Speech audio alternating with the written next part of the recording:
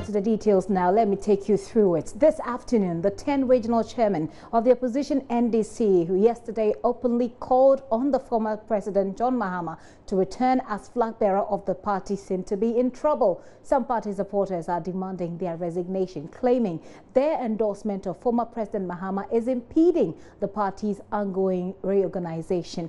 And that's a quote, that the push for who leads the NDC into 2020 appears to be dividing the party, as 3 strong candidates have openly declared their intention to challenge the former president for the position. That's if he says he will be standing. Former Trade Minister Abossey Okai, former Majority Leader Alban Bagbin, and Professor Joshua Alabi, who is a former minister, member of parliament, and an academic, are ready for battle. Listen to Abossey Okai in an interview with me. As to my knowing who I am and what I can do, I don't think I have any doubt about it. I've never been unsure of myself. Okay. As far back as 11 years ago, you may have been a young woman then, maybe you're in school. I was a contestant for the leadership of the party in 2006. So that's how far back I have made it known to anybody who is interested that I consider myself as one of a number of people who, by God's grace, has some knowledge, some training, some education, some experiences, some exposure, some passion for Ghana, and also commitment to NDC, and who, given the opportunity, can make a difference in Ghana's future. How many other people do you see possess the same sort of experience, etc.? I think they can come and speak for themselves. Okay, so I can only speak for myself, but there could be 5, there could be 10 contestants. Right. So far, we know that former President John Mahama is likely to contest. We know that he declared his interest to you. I mean, we have heard. We've heard also about Alban Bagbin. We've heard about Professor Joshua Alabi, former Vice Chancellor, the UPSA. A few other names, including yourself. Thank you very much. I'm not coming up against anybody. I mean, in terms of... I myself to the people of the NDC, the members of the NDC party, and eventually to the people of Ghana as someone who they can evaluate, they can consider, they can address, they can look at my life and determine whether this man has enough integrity, this man has enough experience, this man has enough common sense, this man has shown capacities and ability to solve problems in his previous occupations, this man has shown a passion and commitment to our country, and therefore we can entrust him with the leadership of the country. My capacity to serve Ghana has nothing to do with other people's capacity to serve Ghana. I think I've just explained it. In 2006, when I was standing as a candidate for the NDC, most of the people whose names you are mentioning today, they were also alive.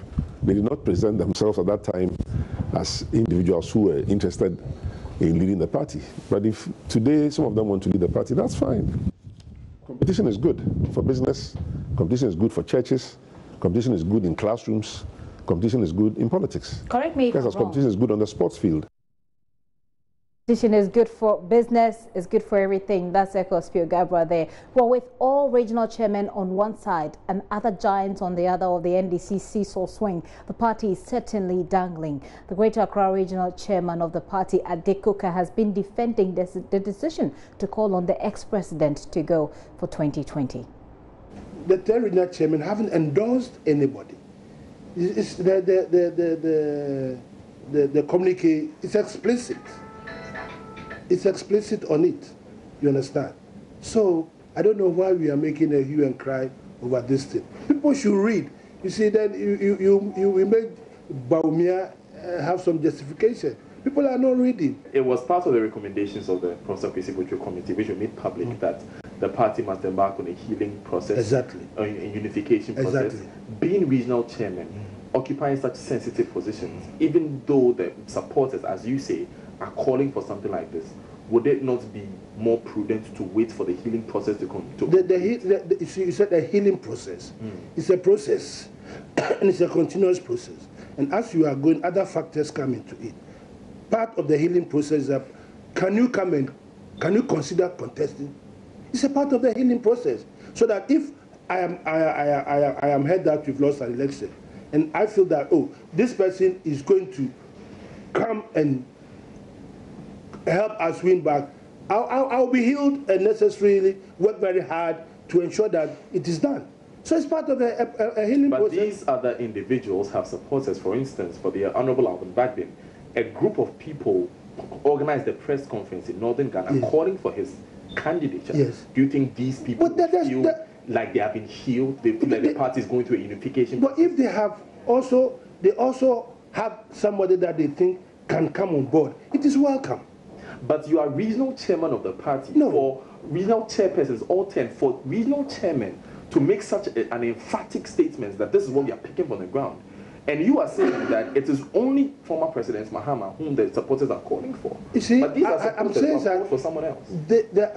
We used the word teaming, and you said the press conference was held. So there are two different things. And it's all part of the process. When those who had held the press conference to say they support, they want bargain to, were they attacked? Nobody attacked them. It was taken in good faith. Other people too are expressing their opinion, and we have the people who came to make the press conference express their opinion. And we as regional chairmen have been told by our supporters that this is what we want you to go and tell. They could not go have a press conference. Why not? Why not? Well, you can't have all the team people meeting somewhere together. They've got representatives, and that is why we are there. That's why we are party chairmen. So we are expressing this. We are passing on the sentiments of the people, which we do. We always do. Nobody has said nobody should come and contest. Nobody. I'm asking that is it possible? You just mentioned Agbin. Yeah. I'm in Greater Accra. I am yet to hear somebody from Greater Accra telling me that they want Agbin. Some people up north. But the Northern Region Chairman was part of this meeting. Well, so if he's part of the, he was part of the meeting, yes. And his sentiments coming up north is XYZ. So he's also mirroring your sentiments that people in the Northern Region are calling. That's why all the 10 regional chairmen, right, are sending the sentiments on the ground to the former president. The question here is that these are 10 regional. It doesn't matter. It doesn't make any difference. Conveying this sort of message to someone as key when there are other people in the race. It doesn't make. What do you want the other candidates to think? It doesn't make. How do you want Dr. Ekwas-Piogaba to react? Well, if as I sit here, there's overwhelming evidence that people are clamoring for him, who will tell him? Have you seen any evidence to suggest, for instance, that... I will not answer that question. I will not answer that question. But you answered when it was former president. Because I've got evidence that effect. So you don't have evidence to the effect as we sit here, I haven't had evidence in Greater Accra that people want a conspiracy. Not even for Nia Masana Mwali, who is an MP from Accra. As I sit here now, the evidence I've got is what I have forwarded to the former president. Adekoka is the Greater Accra Regional Chairman for the NDC. Let's get to Parliament and hear what the NDC members of Parliament have to say about about the chairman, of course, calling on former President John Mahama to present himself as presidential candidate for the NDC. The regional chairman, like any other members of our party, have the legitimacy to show interest in one person or the other and to give their support to somebody. But it's just that we need to be a little cautious because we have an internal party arrangement. We have some instructions from the National Executive Committee for people to hold back and not go too much into politics about who becomes our leader, so that we can build a needed momentum from the ground up. So in the end, we don't have a party where people feel they don't matter. You know, everybody is important. So essentially, it's just maybe they need to be a little cautious and not, and then even though there might be, and there I believe is some push from within, from under the from the grassroots, pushing them to do what they have done.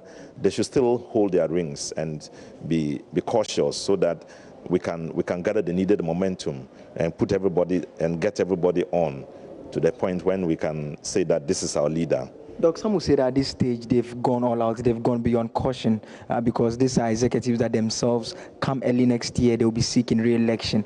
How does it affect the party structures, especially at a time when the party is trying to reorganize? They've stepped their boundaries. Yeah,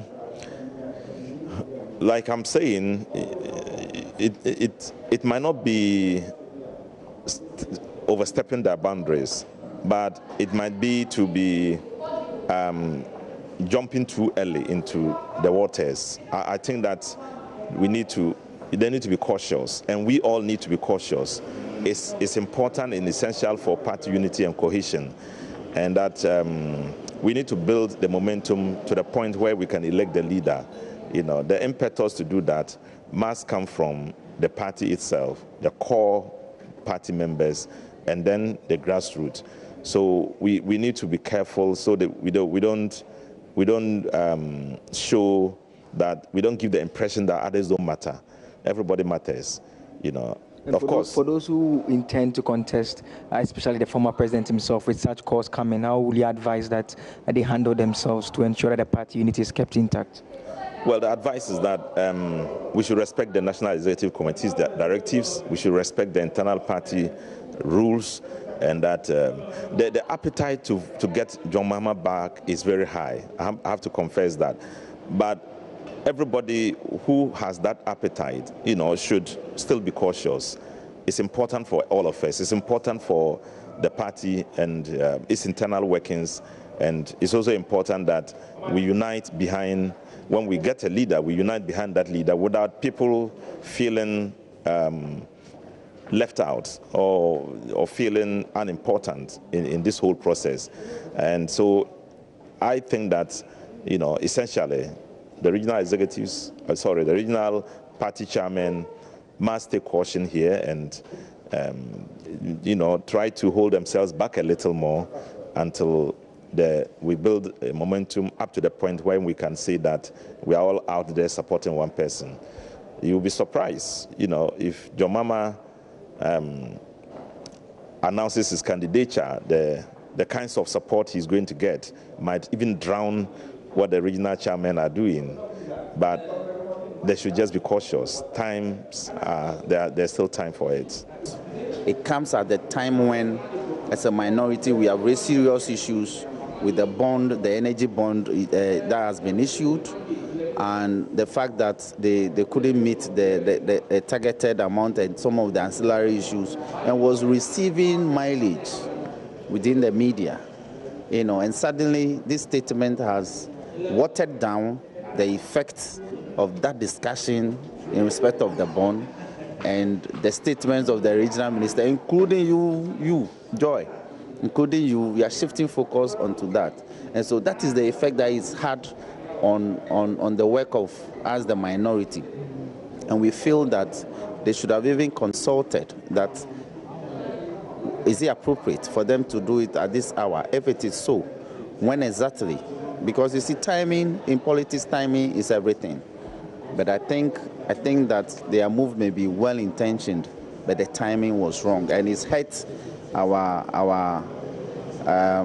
the actual effect that we were having with the bond discussions within the media. Let's talk about the act itself. I mean, yeah. The former president, when he spoke at Cape Coast, he did announce that they should be a bit patient. These are chairmen who themselves, early next year, will be seeking re-election. There are concerns about how this helps the unity of the party, and it makes the playing field unequal for other individuals who are interested in contesting. What do you make of such views? So your question, in a way, vindicates the former president, because then it means that the regional chairman, having done this as a result of his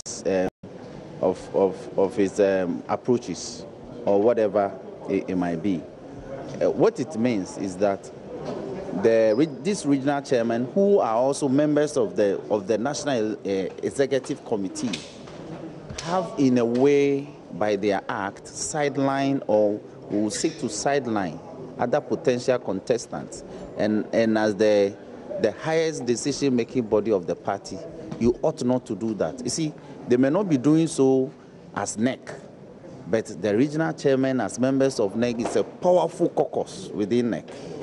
Very, very powerful caucus.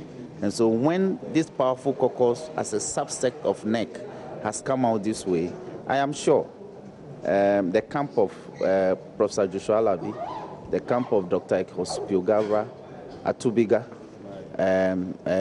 Sly Mensa, and others, they will be worried.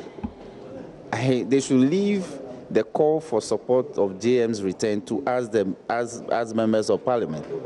We are on the ground. In constituencies where we don't have city MPs, our candidates who at the last poll stood on our ticket are also on the ground as part of the reorganization exercise. But when you take those frontline role from the frontline party people like us, the MPs, and you who are supposed to be neutrals, regional executives, particularly the primus inter pares, the party chairman. So when a caucus of regional secretaries, regional organizers, regional youth organizers also take a different turn, what will be the effect? The effect will be that we'll be seen as a party that is not united. There are internal turmoil. So they ought not to do that. And I believe that maybe NEC may have to reprimand them. And yes, the reprimand can come in a form of a caution that they must desist from such acts so that we can see to the reorganization, the registration process that we have begun.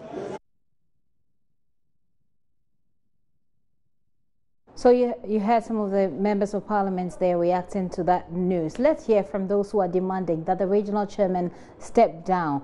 Paramza Kofi Hamza is the convener of the concerned NDC youth, and they are asking that the regional chairman should all step down. Mr. Hamza, thank you very much for your time here on The Pulse.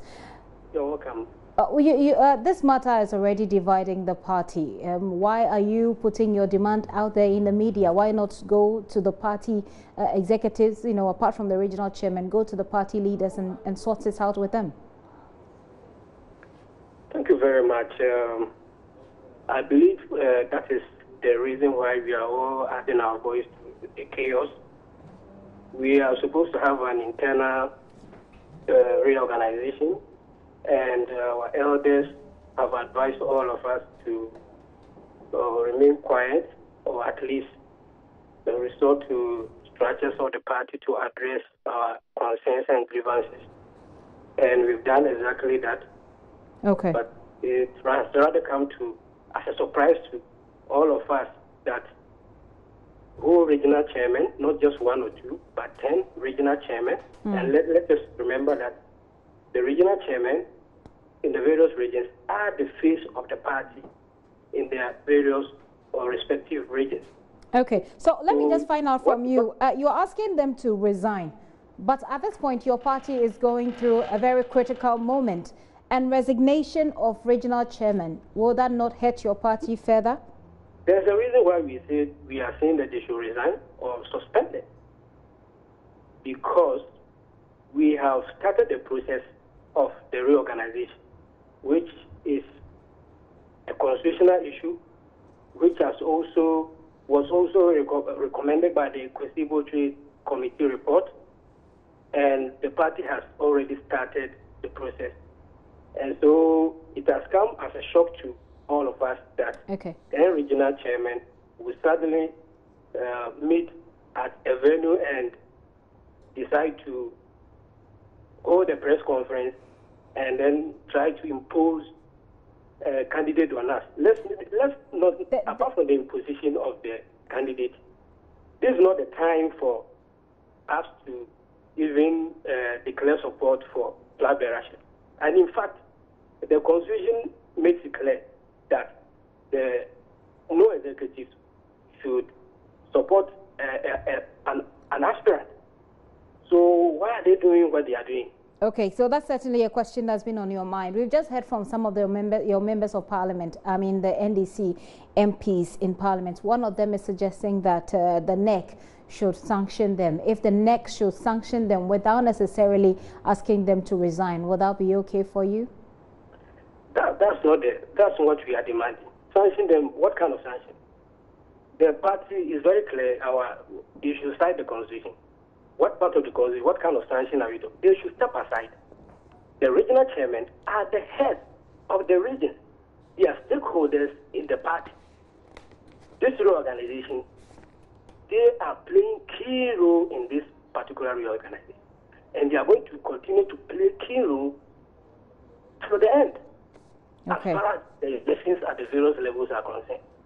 So we cannot trust them anymore. They have shown clearly that they are not ready for the job. And so we are calling on the National Executive Committee and the Council of Elders to bring them to book, as we have stated in our statement. In your release here. Nothing less than suspension or resignation. They should Okay. step aside. Okay, They so are you're not not the only ready. people we have in the party. You're not ready for They are not any the sort of negotiation. It's either they are suspended or they step aside. Yeah, Hold they on. should step aside. Hold on what for they me. have done is unpardonable. Okay. It's negligent. It's unconstitutional. In fact, they have flouted the Constitution, Article 40, Clause 8. Okay, Article 40, Clause 8 of our party Constitution says, and I quote, hello? I'm listening. A party member may be subject to party discipline for any of the following reasons. C, that's Clause 8C. Insubordination or negligence in the executing lawful decisions or directives of the party by members or officers of the party. Okay. So there is the case that we have a reorganization. The National Executive Committee has brought a timetable, and the first process is registration of the members. The second one is the election of the branch executive. The next step is the election of the constitutional executive, then region, then national, before we go to parliamentary candidate and then the presidential race. Then this is what we are all supposed to follow. Then they have neglected the timetable and the decisions which they were part of. All right. And So they are not calling for I think you've made your point, and I think it's quite clear that you are not willing to accept any form of negotiation unless they resign or are suspended by the party. They suspended. Leaders, Simple. thank you very much for your time. Hamza is the leader of the leader of the coalition of concerned NDC youth. They are demanding that all 10 regional chairmen resign. Also joining me on the line now is Ghana's former ambassador to the United Arab Emirates, Ambassador Daniel Osei. Let's take his view on this. Thank you very much for your time. How do you react to possible crisis? You do have an issue in the party already. How do you react to this? It appears that there's a full-blown crisis imminent in this. Well, first of all, good afternoon to you and all your listeners, and thank you for the opportunity to express my views on the recent happenings within our party. Personally, I think it's not the best. I think it's a bit of a distraction. Nonetheless, we have good work to do, important work to do. Since the defeat, there was over-reliance. If you could speak up, sir, I'm struggling to hear you. Can you hear me better? I think so. Please go ahead. Hello? Yes, please go ahead. Yes. I extended my regards to your listeners. And basically, I think what is happening, or the recent happenings within our party, is a bit of a distraction. Since the terrible defeats we suffered in December, we over-relied on this KB committee report. There was this grand expectation that somehow that report was going to be some kind of panacea and help us resolve, whatever problems that we had, so that we can position ourselves better for 2020. The truth of the matter is, we already have enough information in the public domain that we can use to reorganize our party. We waited for 8 months, we got the report, and subsequently, the executives decided, for whatever reason, that it should be kept as a secret. So, in effect, all the 8 months that we were waiting was wasted time. Now, what we need to do, in my opinion, is we need to use the available information, i.e. the election results, and organize our party. We have some places where we did well and others where we did terrible. What went wrong there? What can we do differently? That granular organizing has to happen. And we're sitting around and we're confusing everything, and there is this focus on individuals, this candidate, that candidate. Do you share in the concern? Do you share in the concern of the coalition of concerned NDC youth that what the regional chairmen have done, backing or calling on former President John Mahama to put himself up for presidential candidate is wrong, and that they should resign by all means? Personally, yes. I was concerned when I first saw this thing yesterday. And for what it's worth, I think we should first wait to hear what NEC says about that. We have a party, we have structures within the party, and so since people have expressed their concerns to NEC, I'm sure this thing happened yesterday, I'm sure within the next few days we should hear something from NEC. Okay. And if what the actions that NEC takes is not sufficient, then we can take the next necessary steps. Okay. All right. So we'll say a very big thanks to you for your time here on the show. I've been speaking with Ambassador Daniel Osei. He's Ghana's former ambassador to the UAE. Ending that reports there, or ending that particular story about the NDC. So as it is now, we may have to wait for what the NEC will say on this matter. And away from that politics of NDC, today President Akufo-Addo ends his 3-day tour of the Greater Accra region, spending the day with spare parts dealers at Abossey Okai. Remember, many of the dealers at the spare parts have reportedly reduced the prices of their items following the electoral victory of the president, in anticipation of a major campaign promise that port charges will be reduced. Some of them have, however, complained that the tax cut and reduction of port charges as promised have yet to reflect in their transactions, whilst others say the charges have been unstable. We will be live in Abossey Okai, but before that, let's remind you of some of the concerns of the Abossey Okai spare parts dealers.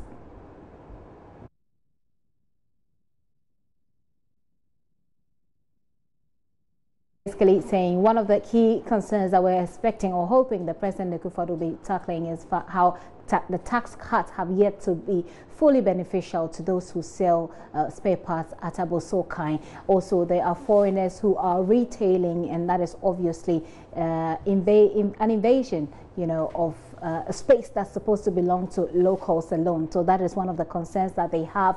There is confusion as well at over the port charges. It's unclear exactly how the spare parts dealers will benefit from that particular reduction, the so-called reduction that we're told is happening at the port. And also the recently introduced paperless port transaction, it appears that a little more education is required to help the spare parts dealers sail through seamlessly.